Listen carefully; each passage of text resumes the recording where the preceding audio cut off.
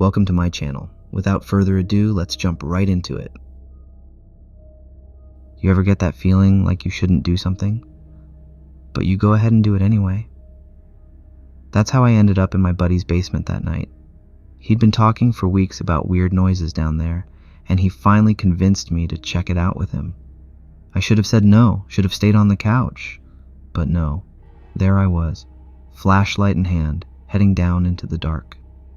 The basement was cold, damp, and smelled like old mildew. You know, classic horror movie vibes. The stairs creaked under every step, and the flashlight I was using kept flickering like it was already plotting to betray me. I tried to laugh it off, saying, "Man, your basement just needs a good cleaning, maybe some sunlight." He didn't laugh, just stayed at the top of the stairs like a coward. As soon as I reached the bottom, the air felt wrong. I moved the flashlight around, trying to light up every corner. There were the usual basement things: boxes, old furniture, a busted treadmill. Nothing weird, at least not at first. The flashlight flickered again, and that's when I saw him. He was at the far end of the basement, standing perfectly still. The first thing I noticed was his smile. It wasn't a friendly smile. It was too wide, too sharp. It made my stomach flip, like my body knew something was wrong before my brain could catch up. I froze. The light flickered back on, and he was gone. Just like that, he wasn't there anymore. "Okay, nope, I said out loud. My voice cracked, and I don't care if it sounded pathetic. Every instinct I had screamed at me to leave, and for once in my life, I actually listened. I turned and bolted for the stairs, not even bothering to look back. The flashlight bounced in my hand, casting crazy shadows that made the basement look like it was alive. I tripped over something, maybe a box, maybe my own foot, and hit the stairs on all fours. I scrambled up like a lunatic, feeling like the darkness itself was chasing me. The second I made it to the top, I slammed the door shut and locked it. Not that a locked door was going to stop whatever was down there, but it made me feel a little better. "What happened?" my buddy asked, staring at me like I'd lost my mind. "Your basement's haunted, dude," I shouted. "There's some smiling creep down there, and I'm not sticking around to meet him." He laughed nervously. "Haunted? Come on, man." "Go look for yourself," I said, pointing to the basement door. "Be my guest. I'm done." As I was heading out the door, my buddy grabbed my arm. Wait, he said, his voice shaking just enough to make me pause. "You can't just leave me hanging like this. What did you see? Are you serious about someone being down there?" "I'm dead serious," I snapped, pulling my arm free. "There was a guy down there smiling like he just won the creepiest face award. I'm not going back." He didn't let it go. "Come on, man. If someone's in my house, I need to know. You're the one who saw him. You can't just leave me to deal with this alone." I groaned and rubbed my face. Every cell in my body screamed at me to just leave, but the way he looked at me, half scared, half desperate, made me hesitate. I hated that I felt guilty. "You owe me for this," I said, pointing a finger at him. "Big time."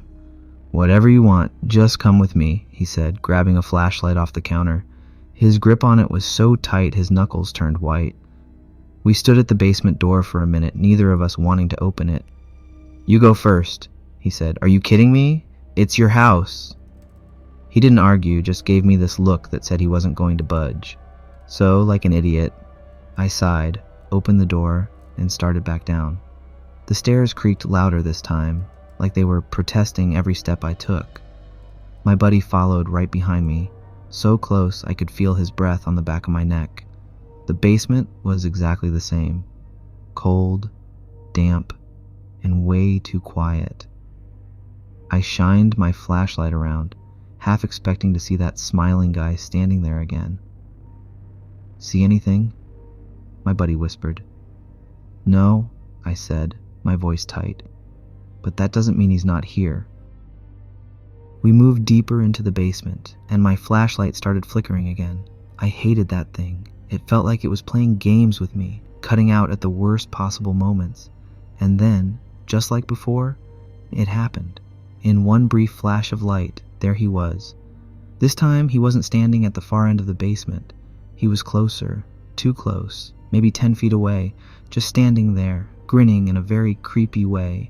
His teeth gleamed in the dim light, sharp and wrong, and his eyes, oh man, his eyes, they were too big, too bright, like they didn't belong on a human face. "Do you see him?" I whispered, my voice barely audible. "Yeah," my buddy croaked. His flashlight was shaking so bad the beam was bouncing all over the place. The man didn't move. He just stood there, smiling, watching us. "What do we do?" my buddy asked, his voice high and panicked. "I don't know," I hissed, "but we're not sticking around to find out." We both turned and bolted for the stairs, tripping over each other in our rush to get out. I don't even remember how we made it up those stairs without falling flat on our faces. When we got to the top, I slammed the door shut again and leaned against it, breathing hard. My buddy was pacing, running his hands through his hair like he couldn't believe what he'd just seen. What was that?" he stammered. "I don't know, man," I snapped, "but whatever it is, it's your problem now." "We have to call someone," he said. "The cops, a priest, I don't care. Someone's got to deal with this." "You think the cops are going to believe us?" "Oh, hey, officer, there's a creepy smiling ghost in my basement who keeps disappearing and appearing out of thin air." "Yeah, good luck with that." He stopped pacing and looked at me, his face pale. "So what do we do?" "We don't do anything," I said firmly. "You're on your own, dude. I already went down there twice, and that's 2 times too many. Whatever that thing is, I'm not messing with it again." He didn't argue, and I didn't stick around. I left his house and didn't look back. A week later, he called me and said he was moving. He didn't go into detail, but I didn't need him to. We both knew why. For a while, I thought it was over. Life went back to normal, or as normal as it could, after seeing something like that. My buddy moved out of that house, and we never talked about the basement again. It was one of those unspoken agreements, like if we didn't bring it up, maybe it wouldn't come back to haunt us. But then it did. A few months later, I had this dream. At least I think it was a dream.